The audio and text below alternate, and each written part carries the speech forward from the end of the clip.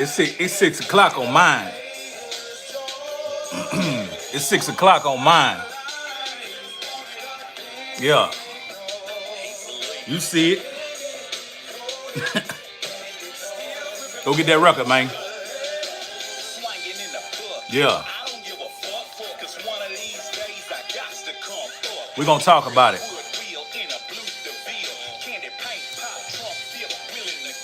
Yeah. They gonna flag my record. They gonna flag my record, but it's cool. Cause it's my record. Who cares? And if you ain't got that record, go get it.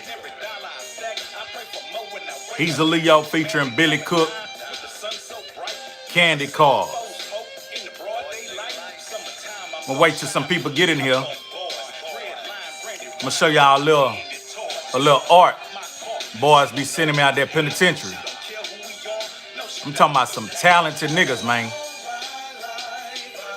Check this one out.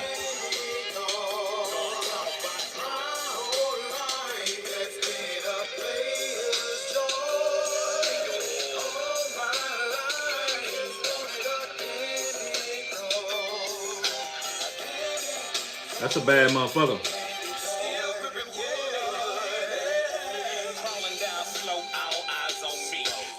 Look at the detail, man. Look at the detail, man.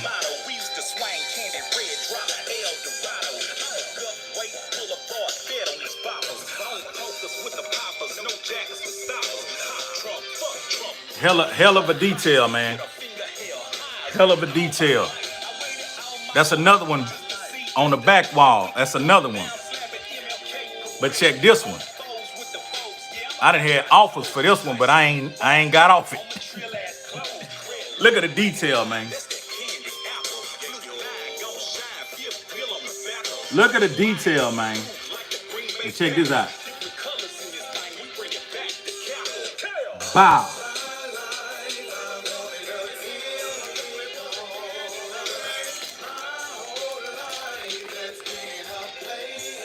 See the detail?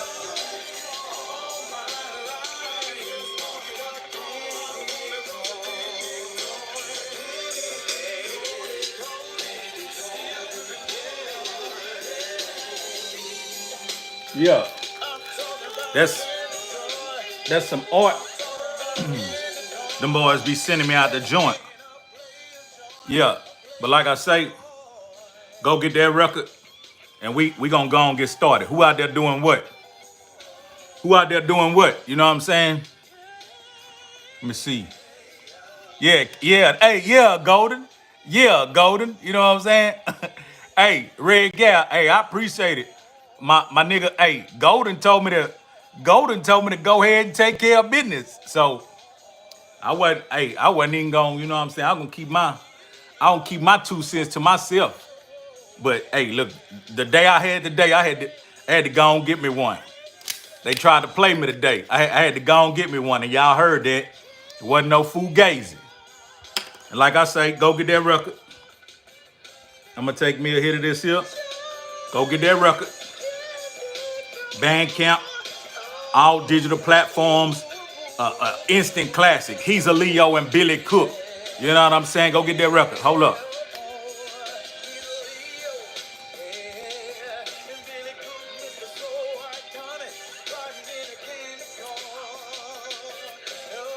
Hey, disclaimer.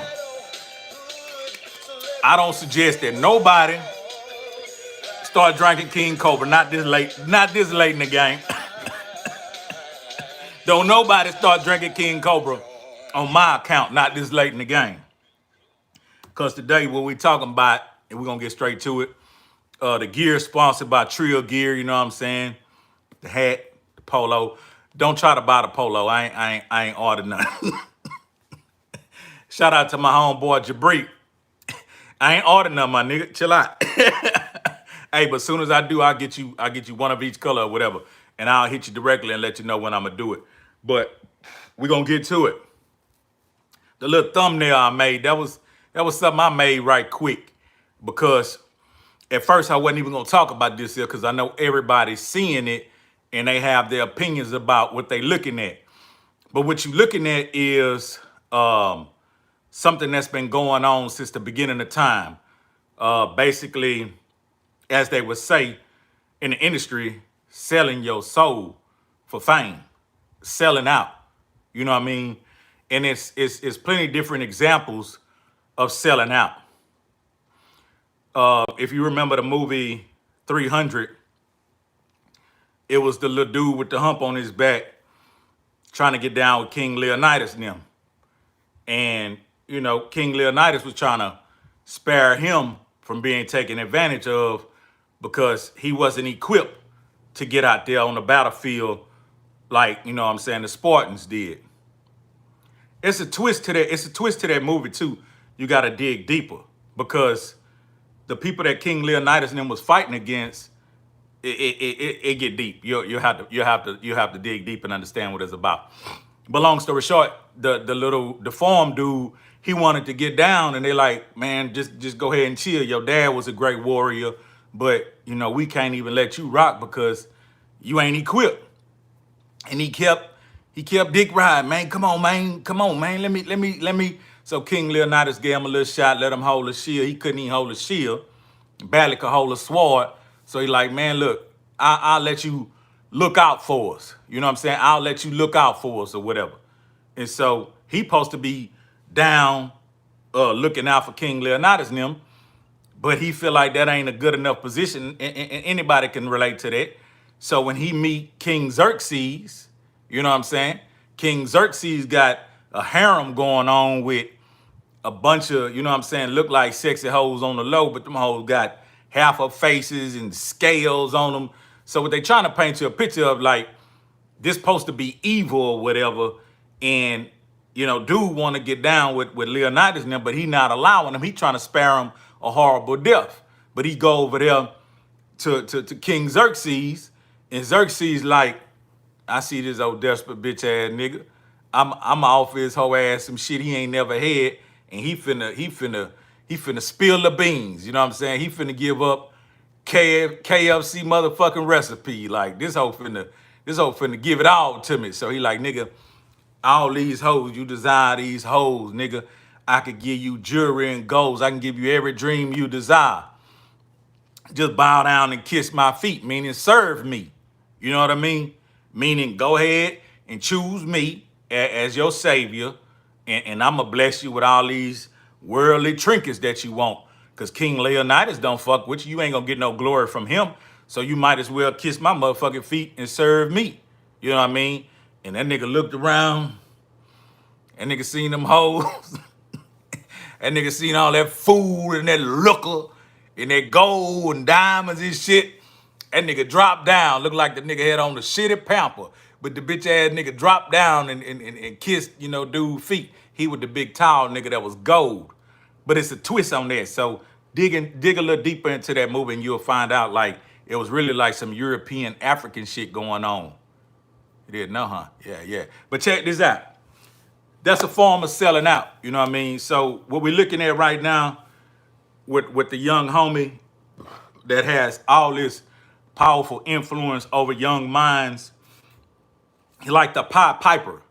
If you remember that story, the Pied Piper come through blowing on a flute or whatever and shit, and he had the power to mesmerize motherfuckers and get them to follow his groove, whatever he was playing. So he go to a little town, and they having a rat infestation problem, and they tell him, say, man, the town going crazy. We done scraped up some bread. We'll pay you whatever to get these rats out of here. You know what I'm saying? So under the influence of music, he like, okay, cool. I'm gonna go in there and do what I do, have my bread right. So he go in there and he play a funky little tune, whatever. You know, whatever the music is, that's what he doing. He got power with music. So he go in there, and the tune he playing is specifically for rats and mice and shit like that. Rodents. That's the song he playing. It's specifically for rodents. You see, he probably got a song that's for human beings too, but right now he playing a song for the rodents to rid the village and the town of their rodent problem. So he played a little flute, whoop, whoop, whoop, whoop, and he walk on out of town and all the rats jamming and shit. They follow the nigga. The rats, you know what I'm saying, throwing up their gang signs in their hood, and they follow the nigga out the hood to the forest somewhere, and he leave them out there under his spell, and he come back. And so the people in the town, they on some hoe ass shit, straight up.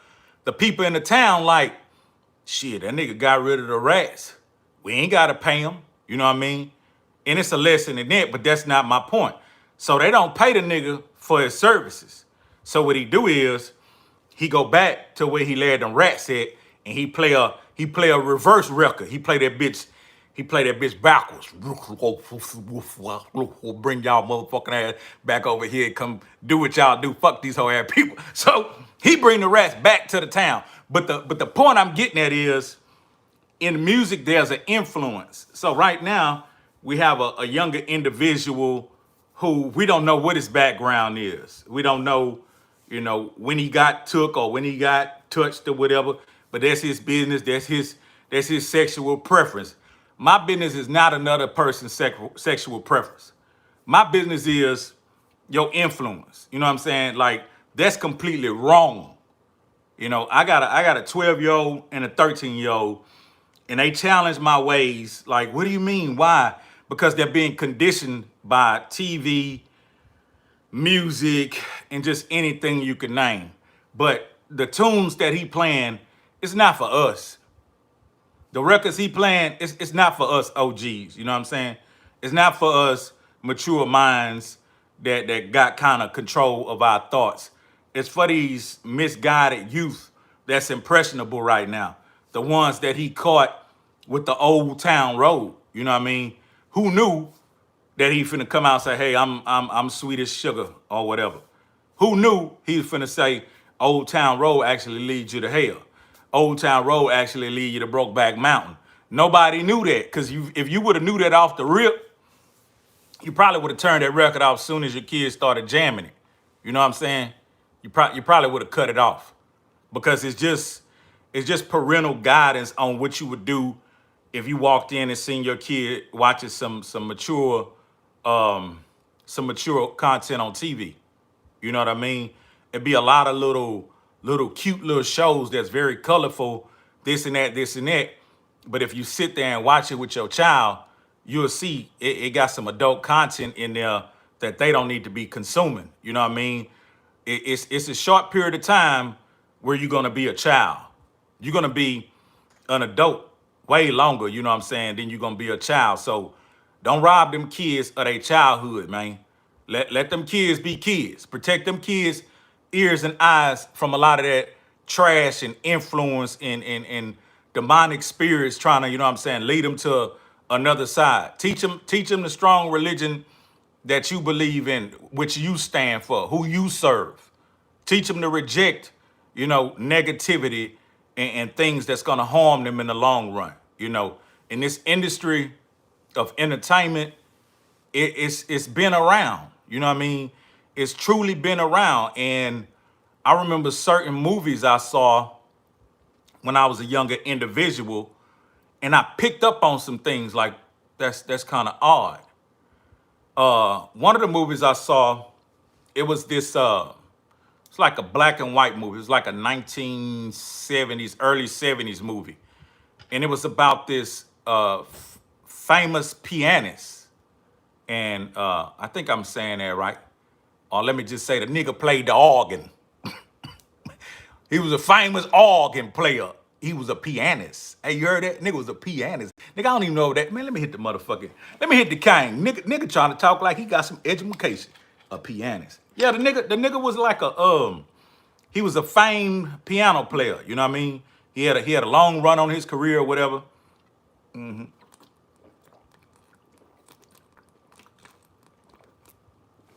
Disclaimer. Do what you do, don't do what I do. Yeah. So, dude was like a dope ass pianist, and something happened where he started getting some rheumatism or arthritis in the hands and shit. He couldn't play that shit the way he used to, and his buzz got cold. You know what I mean? He was sitting in the crib, cobweb, people coming to see him. He don't want to see nobody because he depressed because he can't do what he do that made him feel good. He couldn't figure out a way how to do it. And so he got to coming up with, man, which this could happen, which that could happen. And he went in a deep, dark depression. Then all of a sudden, somebody knocked on his door. And he let the dude in and they went to talking. So the dude went to revealing some things about him. Dude had on like a pinstripe suit. You know what I mean? He had a hat on, top hat kind of. And he told him, look, I know this about you. And long story short, he said, man, I can get your career back popping. You know what I mean? But I need you to sign this contract in blood. You know what I mean?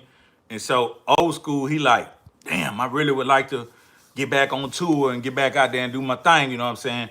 And I ain't got no other way to do it. So what'd he do? He signed the contract in blood. So when he signed the contract in blood, dude take his hat off.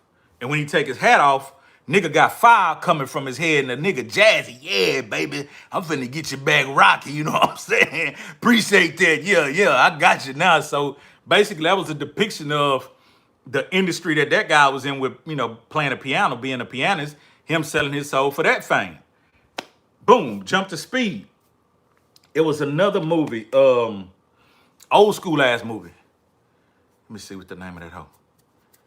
You got to remember this. Some of y'all ain't never seen this type of shit, but I would say go back. I don't know the title of the one that I was just talking about, but the title of the one I'm talking about now is called Rosemary's Baby. Anybody seen that? It's throwback. You know what I'm saying? It's throwback. Anybody seen that? Huh? Anybody seen that? And do I have some females in here? You know what I'm saying? Just let me know. I want to know. I'm trying to see something.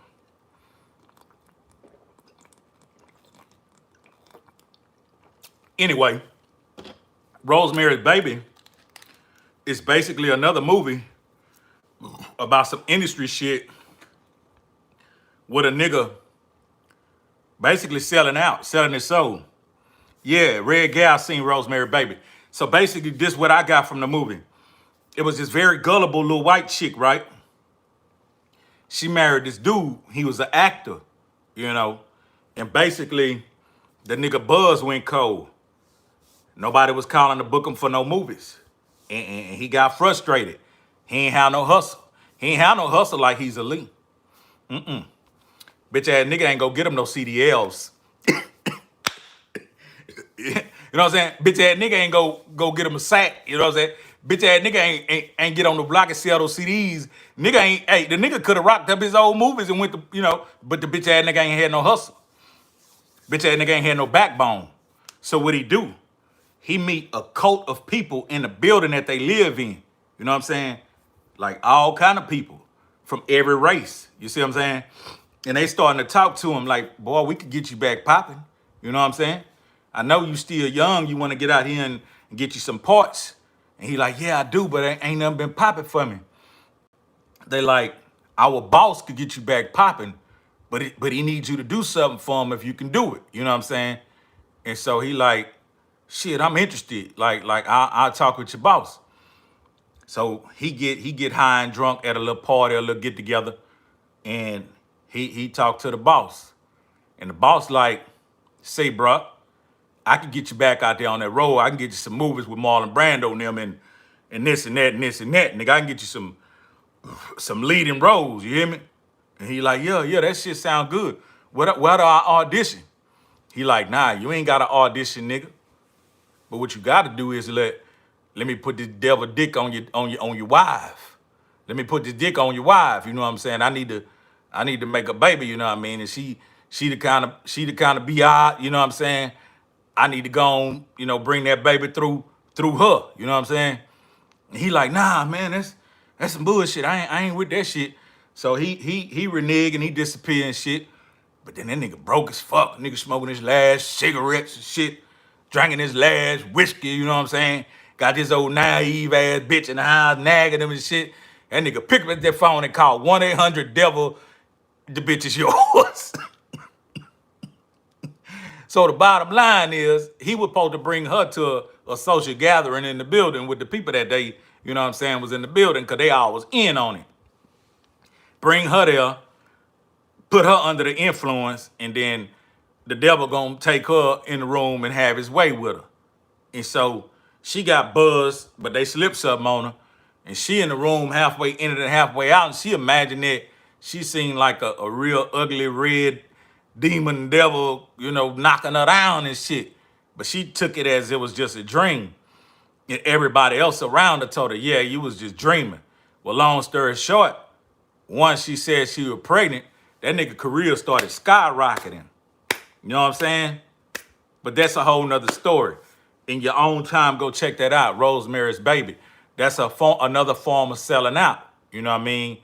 I'll give you another depiction. And there's plenty of movies. You just have to peep the game. They got some modern day movies like that, and they got a whole bunch of old school movies like that. Yeah, yeah. Yeah, go check that out. So basically, this next one I'm gonna tell you about Richard Pryor. I know we all love Richard Pryor, but Richard Pryor was on some Richard Pryor was on some flip-flop shit like some sounders, you hear me? But that's my nigga. That nigga made me laugh, you know what I mean? But that nigga was on some other shit. But in this one movie, he was very great in this movie. It was called Which Way It's Up. You know what I mean? And I know y'all seen that. Basically, he got a job and got put in a higher position. But I'm not gonna go through the whole story because I know y'all saw it.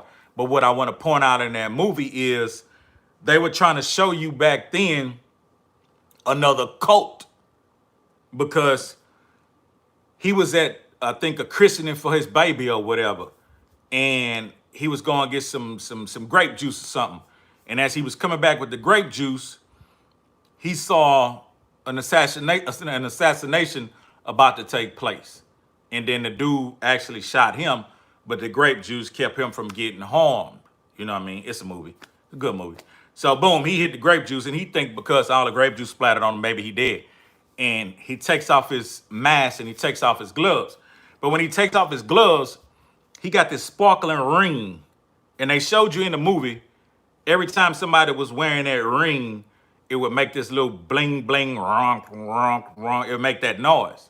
So basically what they're trying to show you right there is a secret society. You know what I mean? It's been around us. The signs have been there. Everything has been there.